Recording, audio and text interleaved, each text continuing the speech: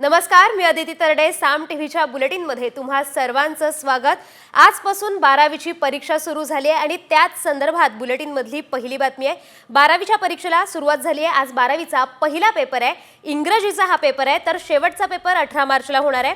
परीक्षेसाठी 15,05,037 विद्यार्थ्यांनी नोंदणी केली आहे. गेल्या वर्षीच्या तुलनेत नोंदणीमध्ये घट झाल्याचं निदर्शनास येत आहे. विद्यार्थ्यांनी कॉपी करू नये म्हणून संपूर्ण राज्यात 271 भरारी पथकं नजर ठेवणार आहेत.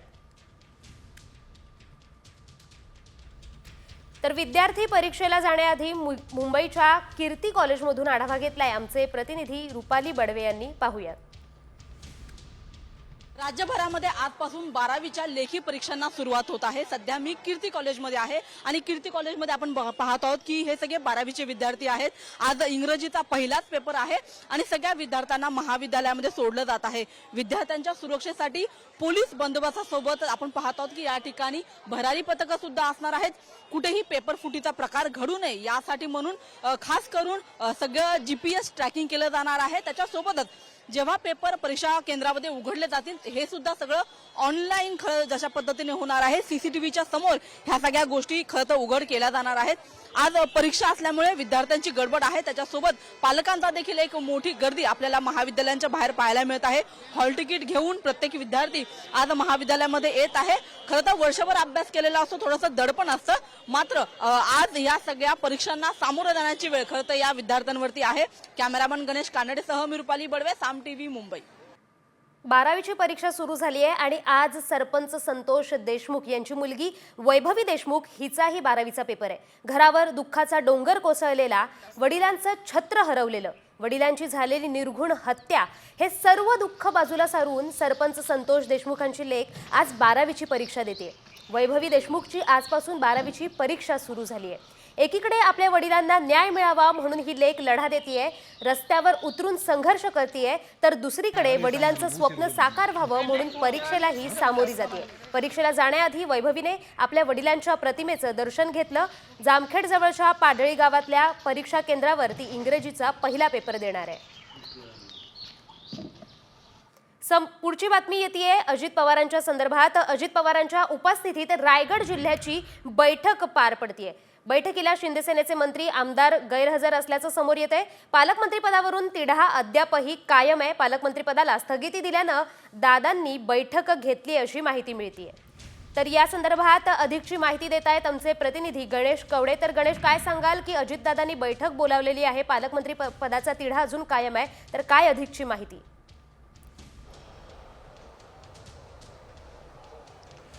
नक्कीच रायगडच्या पालकमंत्री पदासाठी आहे ती स्थगिती देण्यात आलेली आहे. त्यासाठीच कुठेतरी जिल्हा नियोजन समितीची बैठक आहे ती उपमुख्यमंत्री अजित पवार यांच्या उपस्थितीमध्ये खरं तर ही पार पडली आणि या बैठकीसाठी आहे ते शिंदे गटाचे मंत्री भरत गोगावले असतील, त्याबरोबरच आमदार महेंद्र थोरवे असतील, महेंद्र दळवी असतील, हे तिन्ही नेते आहेत ते उपस्थित राहिले नाहीत अशा पद्धतीची माहिती मिळालेली आहे. कारण की या तिन्ही नेत्यांना देखील आहे ते निमंत्रण खरं तर देण्यात आलं होतं. त्याचबरोबर जर ज्या मंत्रालयामध्ये आहे ते उपस्थित राहू शकत नव्हते त्यासाठी देखील ऑनलाईनची देखील सुविधा आहे ती देण्यात आली होती. मात्र ऑनलाईनला सुद्धा देखील हे तिन्ही नेते आहेत ते उपस्थित राहिले नव्हते. त्यामुळे जिल्हा नियोजन समितीच्या बैठकीमध्ये अदिती तटकरे आणि बाकीचे नेते, जिल्हाधिकारी या सगळ्यांसोबत आहे ती पार पडलेली आहे. खरं तर पालकमंत्री पदासाठी आहे ते भरत गोगावले या ठिकाणी आग्रही असल्याचं पाहायला मिळतंय. मात्र कुठेही पद्धतीचा हा तिढा आहे अद्यापही सुटला गेला नाही आहे. त्यामुळे ही जिल्हा नियोजन समितीची बैठक आहे ती खरं तर वित्त मंत्री अजित पवार यांच्या उपस्थितीमध्ये पार पडली. मात्र यावेळेस हे तिन्ही नेते आहेत ते अनुपस्थित राहिलेले पाहायला मिळाले. जी, धन्यवाद गणेश दिलेल्या या माहितीसाठी. तर दादांनी बैठक बोलावली आहे. पालकमंत्री पदाचा वाद शिगेला पोहोचलाय. दादांच्या बैठकीला शिंदेसेना मात्र गैरहजर आहे अशी माहिती समोर येते. अजित पवारांच्या उपस्थितीत रायगडमध्ये बैठक सुरू आहे. पालकमंत्री पदाचा वाद इथे सुरू आहे आणि त्याच निमित्ताने हा वाद शिगेला पोहोचलाय. दादांच्या बैठकीला शिंदेसेना मात्र गैरहजर असल्याचं समोर येत आहे.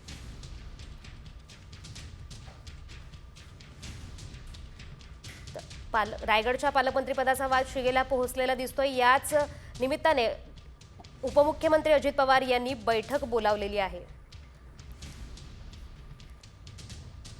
देशभरातल्या तसंच राज्यभरातल्या इतरही महत्त्वाच्या आणि मोठ्या बातम्यांचा वेगवान आढावा घेऊया टॉप 50 मधून. राज्य सरकारने कॅरी ऑनची मागणी मान्य केली आहे, त्यामुळे हजारो विद्यार्थ्यांना त्याचा लाभ होणार आहे. कॅरी ऑनमुळे पहिल्या वर्षात नापास झालेल्या विद्यार्थ्यांनाही तिसऱ्या वर्षाला प्रवेश मिळू शकेल. मात्र 2024-25 वर्षासाठी सुविधा लागू केलेल्या विद्यापीठांना हा आदेश लागू असणार नाहीये. कोल्हापूर महानगरपालिका शाळेत शिकणारे 21 विद्यार्थी इस्रो भेटीसाठी रवाना झालेत. शिष्यवृत्ती परीक्षेत प्रावीण्य मिळवलेल्या या विद्यार्थ्यांना विशेष विमानाने नेऊन इस्रोची सफर घडवण्यात येणार आहे. त्यामुळे विद्यार्थ्यांच्या चेहऱ्यावर आनंद दिसून येतोय.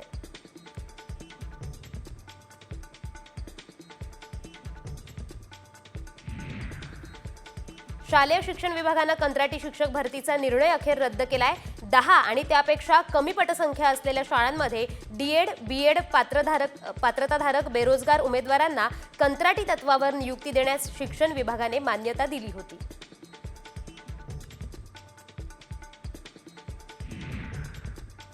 पिंपरी चिंचवड महापालिकेने अनधिकृत बांधकामे आणि अतिक्रमणांच्या विरोधात कारवाई सुरू केली आहे. चिखली, कुदळवाडी, जाधववाडी भागातील अनधिकृत बांधकामांवर कारवाई करण्यात येते. महापालिकेच्या 40 वर्षाच्या इतिहासातील ही सर्वात मोठी कारवाई ठरली आहे. 20 फेब्रुवारीपर्यंत कारवाई सुरूच राहणार आहे.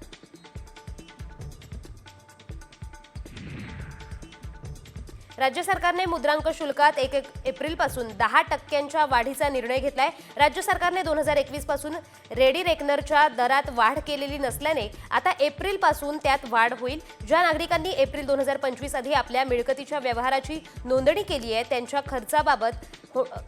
खर्चात बचत होणार आहे. त्यांना दरवाढीचा फटका बसणार नाहीये. मुंबईतील कोळीवाड्यांचा विकास करण्यासाठी आणि पर्यटकांना आकर्षित करण्यासाठी पालिकेने 25 कोटींची तरतूद केली आहे. मात्र मुंबईत 42 कोळीवाडे असून प्रत्येक कोळीवाड्याला जेमतेम 60 लाख मिळतील. त्यात सुविधा कशा देणार असा सवाल आता उपस्थित केला जातोय.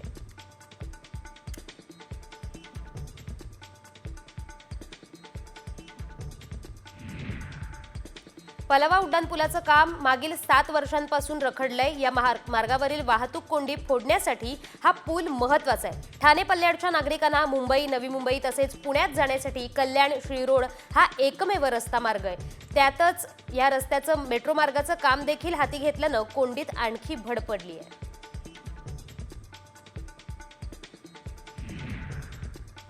मुंबई गोवा महामार्गावरील कशेडी घाटातील दोन्ही बोगद्यातील वाहतूक पूर्ण क्षमतेने अद्याप सुरू झाली नाहीये. ही वाहतूक 26 जानेवारीला सुरू करणार होतं. मात्र दुसऱ्या बोगद्यात 10 पंखे बसवण्याचं काम अद्याप पूर्ण झालं नाहीये. त्यामुळे या मार्गावरील वाहतूक सुरू होण्यास 15 दिवसांचा कालावधी लागण्याची शक्यता आहे.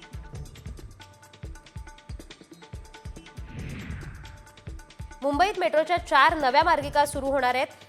2B, 24A आणि 9 हे मेट्रो मार्ग यंदा मुंबईकरांसाठी खुले होणार आहेत. मेट्रोच्या या नव्या मार्गामुळे मुंबई पूर्व उपनगर, ठाणे आणि मीरा रोडमधील वाहतूक कोंडी कमी होईल. त्याशिवाय BKC पासून वरळीमधील आचार्य अत्रे चौकापर्यंत मेट्रो लाईन 3चा फेज 2 मार्चमध्ये उघडण्याची शक्यता आहे. जेलमधून सुटल्यानंतर आरोपीने रॅली काढली, पण पोलिसांनी त्याच ठिकाणी गुंडाची वरात काढली आहे. बॉस बाहेर आलाय म्हणून रॅलीमधील युवकांनी नागरिकांना शिवीगाळ केली. या घटनेनंतर पुण्यातील कायदा आणि सुव्यवस्थावर सुद्धा अनेकांनी टीका केली होती. यावर पोलिसांनी शहरात धिंड पॅटर्न राबवलाय.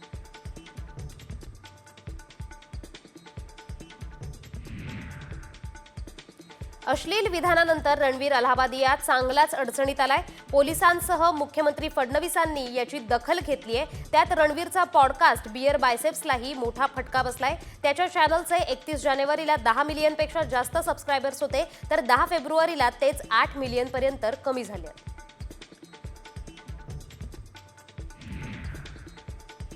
कंबोडियातून चालवल्या जाणाऱ्या आंतरराष्ट्रीय सायबर टोळीचा गावदेवी पोलिसांनी पर्दाफाश केलाय. अटक केलेल्या आरोपींकडे एकूण 110 बँक खाती असल्याचं निष्पन्न झालंय. या बँक खात्यांवर तब्बल 30 कोटी रुपयांचे व्यवहार झाल्याचा दावा पोलिसांनी केलाय.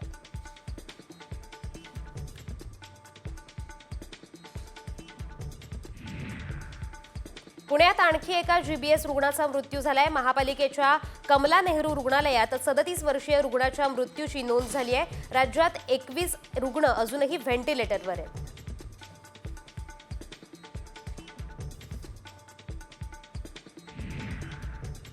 कळवा रेल्वे स्टेशनजवळ लोकलच्या डब्यात एका महिलेचा मोबाईल फोनचा ब्लास्ट झालाय. दरम्यान घटनास्थळी रेल्वे पोलीस कर्मचारी पोहोचले. फायर एक्स्टिंग्विशरच्या सहाय्याने परिस्थितीवर रेल्वे कर्मचाऱ्यांनी नियंत्रण मिळवलं. घटनास्थळी कोणालाही दुखापत झाली नाही.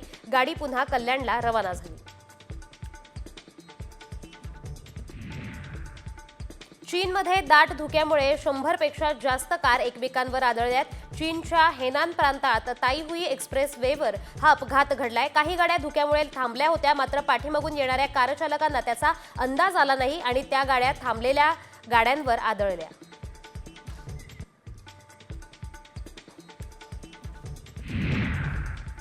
ठाकरे सेनेचे नेते वैभव नाईक आणि त्यांची पत्नी स्नेहा नाईक आज एसीबी कार्यालयात विविध कागदपत्रे सादर करणार आहेत. संपत्तीच्या चौकशीबाबत नाईक दाम्पत्यावर कारवाई सुरू आहे. दरम्यान दबाव टाकला तरी दबणार नाही अशी प्रतिक्रिया वैभव नाईकांनी दिली आहे.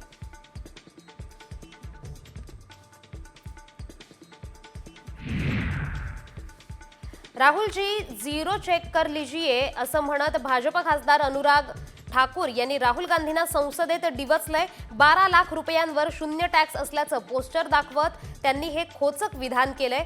दिल्ली निवडणुकीच्या निकालावरून त्यांनी काँग्रेसवर निशाणा साधलाय.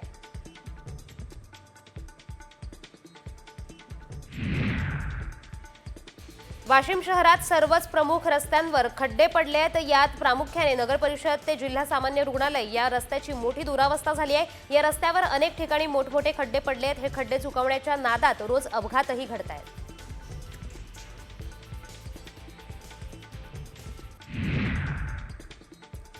साताऱ्यातील लोणद परिसरातील अतिक्रमण नगरपंचायतीच्या वतीने हटवण्यात आलंय. अनेक वर्षांपासून या परिसरात अतिक्रमण वाढलं होतं, त्यामुळे वाहतूक कोंडी होत होती. मात्र अतिक्रमण हटवल्यानं नागरिकांनी आनंद व्यक्त केलाय.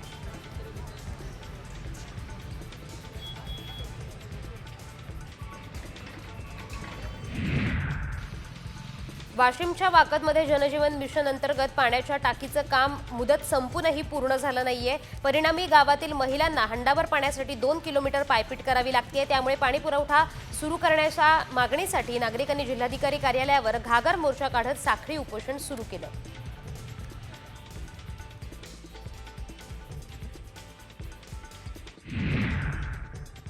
येरवड्यात गोर बंजारा समाजाने जनआक्रोश मोर्चा काढलाय. क्रांतिकारी सेवालाल महाराज यांच्या पुतळ्याचं बांधकाम सुरू करण्यात यावं यासाठी हा मोर्चा काढण्यात आला. येरवडा ते पुणे जिल्हाधिकारी कार्यालयापर्यंत हा मोर्चा निघाला.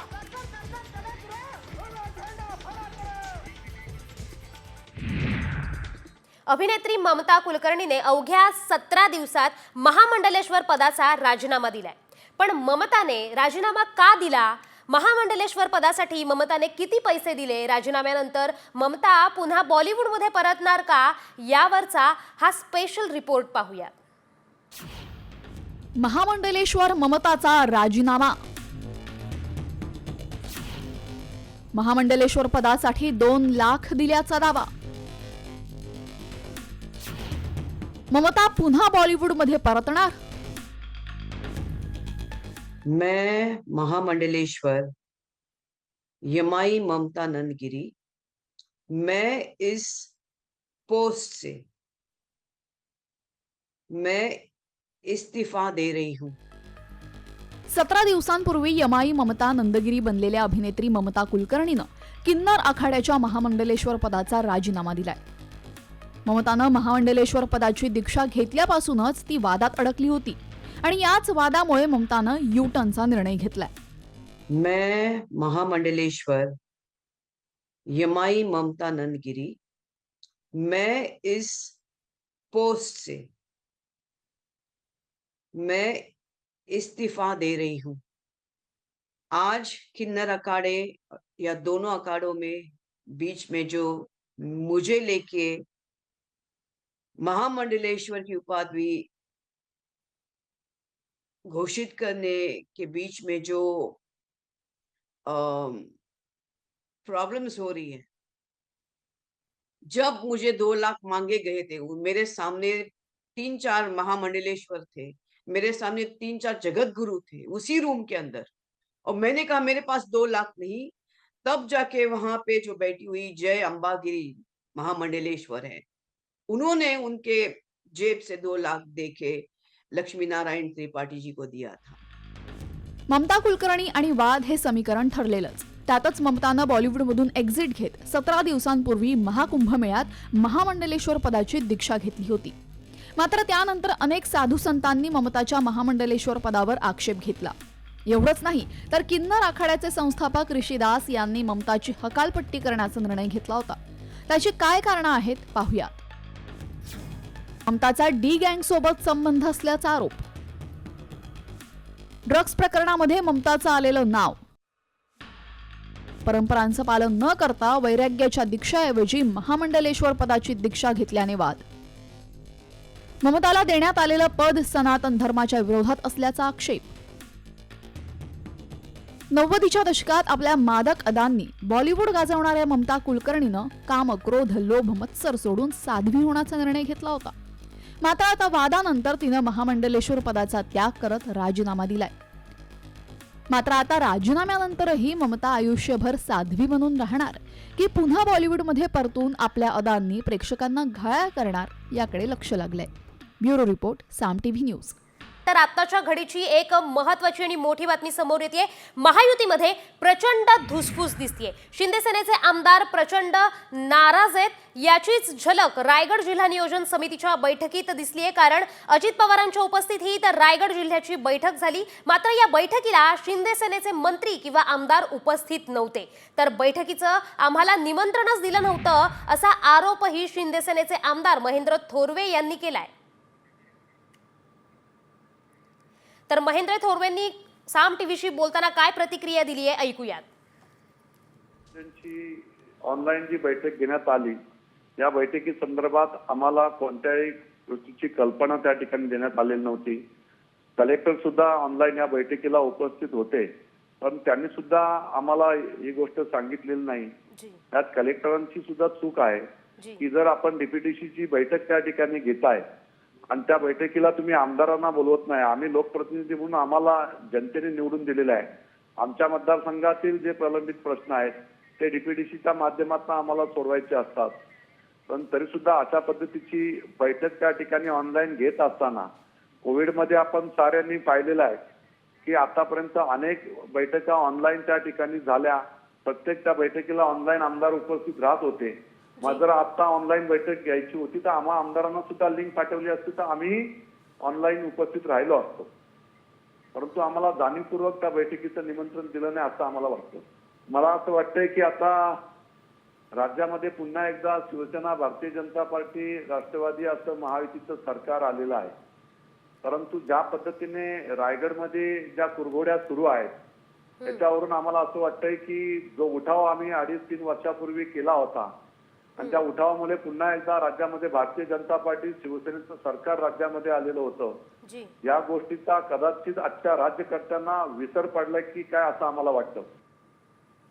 तर याच संदर्भात शिंदे सेनेचे आमदार महेंद्र दळवी यांनीही आपली प्रतिक्रिया दिली आहे. तर ती प्रतिक्रिया काय आहे ऐकूयात. असं आहे की ही मीटिंग रायगडमध्ये नाही आहे, वित्त विभागामध्ये आहे. दादांच्या उपस्थितीमध्ये आम्हाला आता कळालं की तिथे आदिती तत्कालीन मंत्री महोदय मीटिंगला उपस्थित होते, पण आम्हा तिन्ही आमदारांना याचं कुठेही निमंत्रण वगैरे नाही आहे. त्याच्यामुळे आम्ही अनुपस्थित राहिलो. पण ही बैठकीच्या अगोदर जिल्हाधिकाऱ्यांनी या संदर्भातली आढावा बैठक नियोजनची घेणं ही कायद्याने अनुसरून होती, पण ती झालेली नाही आहे. आणि मग आचार्य आम्हाला असं समजलं की ही मीटिंग वित्त विभागाच्या दालनामध्ये होते. असं समजण्याचा अभाव नाही आहे. आमची मागणी रास्त आहे. सदस्याच्या रूपाने आम्हाला पालकमंत्री पाहिजे हे सगळ्या रायगडवासियांचं म्हणणं आहे. 4 वेळचे ते आमदार आहेत आणि मग आधी तत्कालीन स्थगिती देखील आमच्या तक्रारी मिळालेली आहे. आणि मी आशावादी 1-2 दिवसांमध्ये आमचे मुख्य नेते शिंदे साहेब या संदर्भातला योग्य निर्णय घेतील आणि रायगडला न्याय देतील. आम्ही आशावादी निश्चित आहोत. तर एकीकडे महायुतीत धुसफूस असल्याचं पाहायला मिळते. शिंदे सेना नाराज आहे. तर याच महायुतीच्या सरकारच्या काळात सुरू झालेली लाडका भाऊ योजना या संदर्भात आता पुढची बातमी पाहूया. लाडका भाऊ योजना गुंडाळण्याची हालचाल सुरू झाली आहे. लाडकी बहीण योजनेमुळे तिजोरीवर ताण येतोय, त्यामुळे लाडका भाऊ योजना बंद होणार असल्याची माहिती सूत्रांनी दिली आहे. तत्कालीन मुख्यमंत्री एकनाथ शिंदेंच्या काळात मुख्यमंत्री युवा कार्य प्रशिक्षण योजना सुरू करण्यात आली होती. यात सरकारकडून 5,000 रुपयांपर्यंतचं स्टायपेंड 6 ते 36 महिन्यांच्या प्रशिक्षण कालावधीसह दिलं जात होतं. मात्र या योजनेकडे खासगी कंपन्या तसंच विद्यार्थ्यांनीही पाठ फिरवल्याचं दिसून येतंय. तर दिल्लीत आज मोठी राजकीय घडामोड होणार असल्याचं चित्र दिसतंय, कारण उपमुख्यमंत्री एकनाथ शिंदे आणि शरद पवार एकत्र येणार आहेत. शरद पवारांच्या हस्ते उपमुख्यमंत्री एकनाथ शिंदेंचा सन्मान होणार आहे.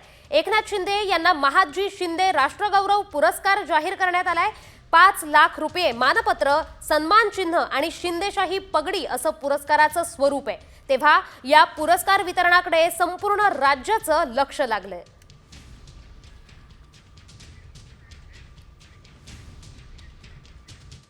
तर एकीकडे राज्याच्या राजकारणात सगळंच काही आलबेल नसल्याची चर्चा सुरू आहे. त्याचवेळी शरद पवार आणि एकनाथ शिंदे एकत्र येत असल्यानं चर्चांना उधाण आलंय. तर इतरही महत्त्वाच्या राजकीय घडामोडी राज्यात घडतायत, त्याचा वेगवान आढावा घेऊया न्यूज पॉइंट 20 मधून. माजी मंत्री तानाजी सावंत यांचा मुलगा ऋषिराज सावंत याचा पुणे विमानतळावरच पोलिसांनी जबाब नोंदवलाय. ऋषिराज सावंत 68 लाख रुपये देऊन एका खासगी विमानानं बँकॉकला निघाला होता. तानाजी सावंत यांच्या तक्रारीनंतर खासगी विमान ट्रॅक करण्यात आलंय.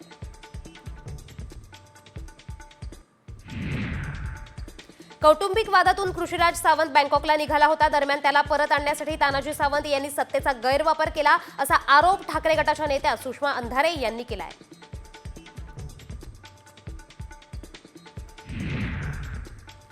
राहुल सोलापूरकर हे जिहादी लोकांच्या संपर्कात आल्यामुळे ते असं वक्तव्य करत असतील अशी खोचक टीका राष्ट्रवादी काँग्रेसचे आमदार संग्राम जगताप यांनी दिली आहे. त्यांनी या जिहादी लोकांपासून सावध राहावं आणि इथून पुढे बोलताना संयम राखावा असा सल्लाही जगतापांनी सोलापूरकरांना दिलाय.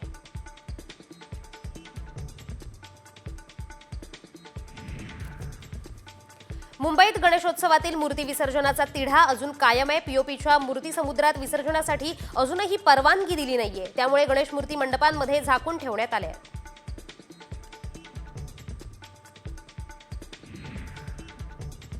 रायगडमध्ये थंडावलेल्या जमीन खरेदी विक्रीच्या व्यवहाराने पुन्हा उसळी घेतली आहे. 9 महिन्यात जमिनींच्या खरेदी विक्रीच्या व्यवहाराने 2,737 कोटी रुपयांचा महसूल जमा झालाय. नवी मुंबई प्रकल्पामुळे रस्त्यांचे जाळे अधिक सक्षम झाले, तर तसंच अटल सेतूमुळे मुंबई आणि रायगडचं अंतर कमी झाल्यानं जमिनींच्या खरेदी विक्रीला वेग आलाय. लाडकी बहीण योजनेमुळे तिजोरीवर ताण येतोय. त्यामुळे लाडका भाऊ योजना बंद होणार असल्याची माहिती मिळते. काही महिन्यांपूर्वी मुख्यमंत्री युवा कार्य प्रशिक्षण योजना सुरू करण्यात आली होती. या योजनेकडे खासगी कंपन्या तसंच विद्यार्थीही पाठ फिरवतायत.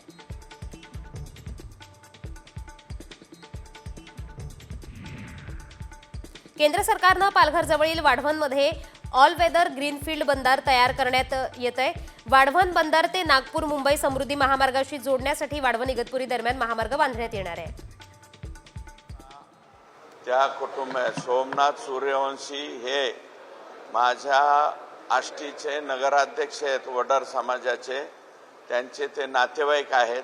नातेवाईक असल्यामुळं मी त्यांना तिथं भेटायला गेलेलो आहे. विजय वाकोडे साहेब यांच्या कुटुंबियाची भेट घेतली. तिथे रवी सोनकांबळे साहेब माजी महापौर यांची आणि जवळपास 500 ते 600 लोकांची भेट मी त्या ठिकाणी घेतली आणि त्यांचं सांत्वन करण्याचं काम मी स्वतः तिथं जाऊन केलेलं आहे. बाकीच्या लोकांनी कुणी केलंय का नाही मला काय माहिती नाही. तुम्ही जी भूमिका मांडली त्यामुळे असं टीका होते की सुरेश दस या 2 प्रकरणांमध्ये वेगवेगळी भूमिका घेत आहेत. संतोष देशमुखला वेगळी आणि सोमनाथ सूर्यवंशीला वेगळी, अशा 2 भूमिका दिसतात. अजिबात नाही. प्रत्येक मोर्चामध्ये मी संतोष देशमुख यांची जी बाजू मांडलेली आहे तेवढ्याच प्रखरतेनं सोमनाथ सूर्यवंशी यांची सुद्धा बाजू परखडपणे मांडलेली आहे. आणि सोमनाथ सूर्यवंशीच्या बाबतीमध्ये जे बोरबांड सस्पेंड केलेले आहेत त्यांना रिमूव्ह फ्रॉम सर्व्हिस करा अशा प्रकारची मागणी सुद्धा मीच केली. एक नाही, पुण्याच्या, धाराशिवच्या, परभणीच्या आणि बीडच्या सर्व मोर्चामध्ये मी दोन्हीही बाजूनी सारखाच बोललेलो आहे.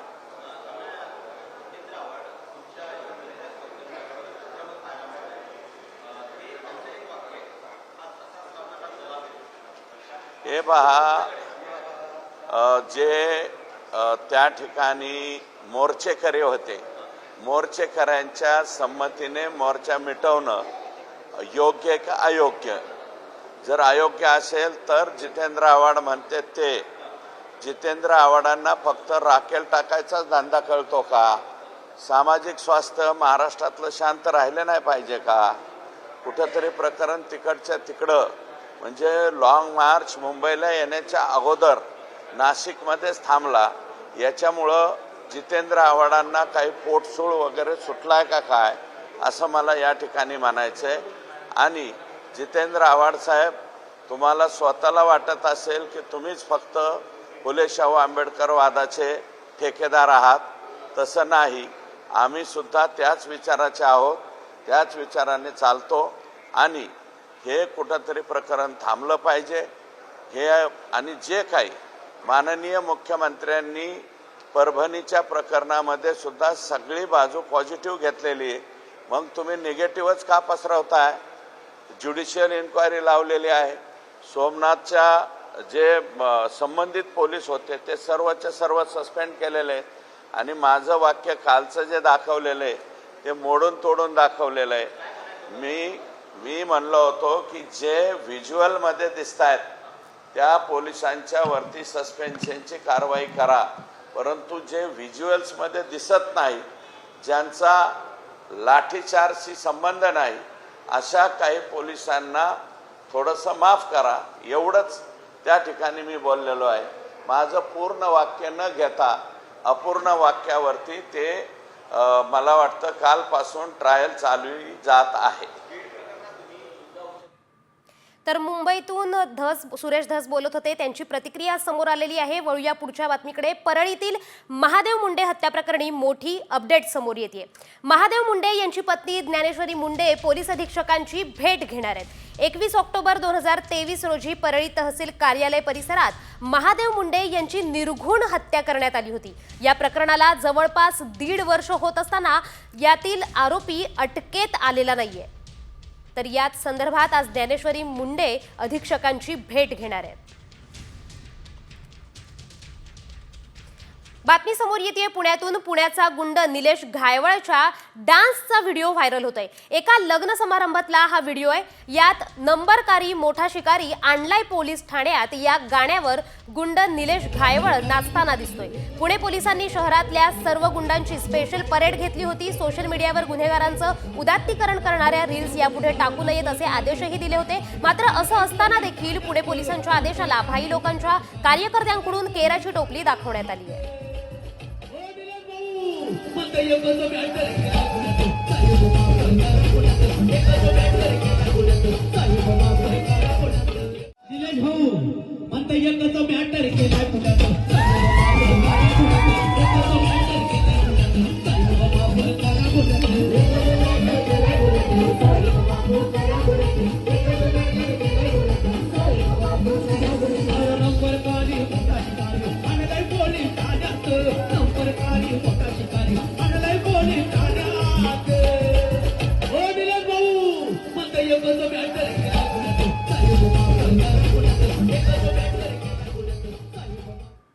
या बातमीसह वेळ झाली आहे राज्यभरातल्या वेगवेगळ्या विविध घटनांचा वेगवान आढावा घेण्याची. 36 जिल्हे 36 रिपोर्टरमधून. नागपूरला पुणे आणि मुंबईला जोडणारी सुपरफास्ट वंदे भारत स्लीपर लवकरच सुरू होण्याची शक्यता आहे. नागपुरात 2 वंदे भारत स्लीपर ट्रेनसाठी केंद्र बोर्डाकडून सकारात्मक प्रतिसाद मिळाला आहे. नागपूर मुंबई आणि नागपूर पुणे वंदे भारत स्लीपर ट्रेन सुरू झाल्यास प्रवाशांचा वेळ वाचणार आहे, तसंच आरामदायी प्रवासही शक्य होणार आहे.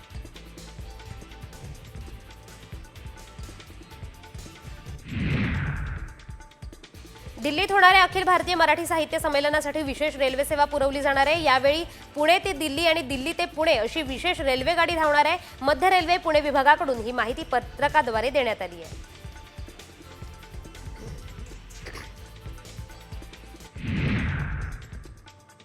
पुण्यात विद्यार्थ्यांच्या आरोग्याशीच खेळ सुरू असल्याचा प्रकार समोर आलाय. पुणे विद्यापीठाच्या कॅन्टीनचा कर्मचारी पिण्याच्या पाण्याच्या कूलरमध्ये पाय टाकून बसल्याचा व्हिडिओ समोर आलाय.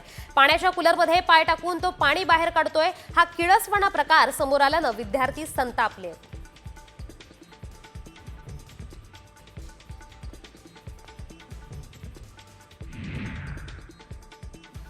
12वीच्या परीक्षेला आजपासून सुरुवात होतीये. बीड जिल्ह्यातील 43,000 756 विद्यार्थी या परीक्षेसाठी बसणार आहेत। 12वीच्या परीक्षा सुरळीत पार पाडण्यासाठी शिक्षण विभागाकडून परिपूर्ण नियोजन केलं जात आहे। परीक्षा केंद्रावर 7 भरारी पथकांची परीक्षा केंद्रांवर नजर राहणार आहे।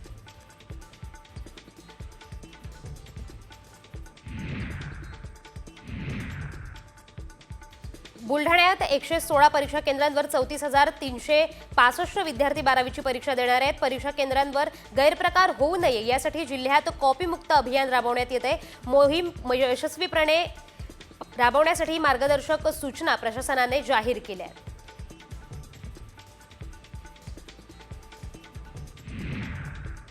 बातमी समोर येते धाराशिवमधून सोयाबीनच्या खरेदीच्या संदर्भात। धाराशिवमध्ये सोयाबीन खरेदी केंद्र सुरू करण्याची मागणी शेतकरी करतायत।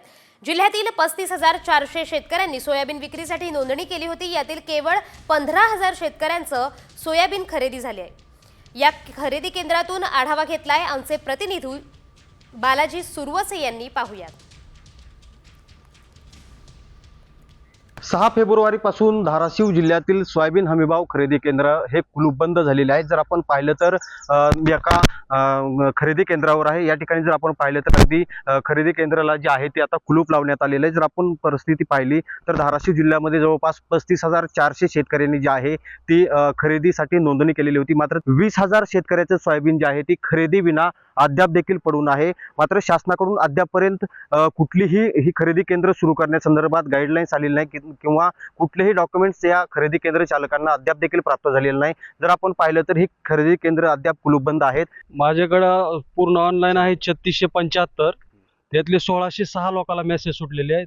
त्यातले 1240 लोकांची खरेदी झालेली आहे आणि अजून बाकी माझे 2200 सभासद आसपास 22 सभासद बाकी आहेत। शेतकऱ्यांचे सारखे फोन येत आहेत, मुदत वाढली आहे चालू करा, परंतु सॉफ्टवेअरच चालू झालेलं नाही। त्याच्यामुळे शेतकऱ्यांना मेसेज सोडता येत नाहीत, खरेदी करता येत नाहीत। तरी शासनानं लवकरात लवकर सॉफ्टवेअर चालू करून शेतकऱ्याची खरेदी चालू करावी। बालाजी सुरवसे, साम टीव्ही, धाराशिव। तर सोयाबीन खरेदीचा मुद्दा तापलेला दिसतोय। एकीकडे शेतकरी यावरून आक्रमक झालेत तर दुसरीकडे मवियाचे खासदारही याचसाठी आक्रमक झालेले दिसत आहेत। सोयाबीन खरेदी केंद्र सुरू करण्याच्या मागणीसाठी मविया खासदारांनी संसदेबाहेर आंदोलन केलंय। यावेळी काँग्रेस, ठाकरे गट, शरद पवारांच्या राष्ट्रवादीचे सर्व खासदार उपस्थित होते। दरम्यान याच मुद्द्यावर मवियाचे खासदार केंद्रीय कृषी मंत्र्यांची सुद्धा भेट घेणार आहेत।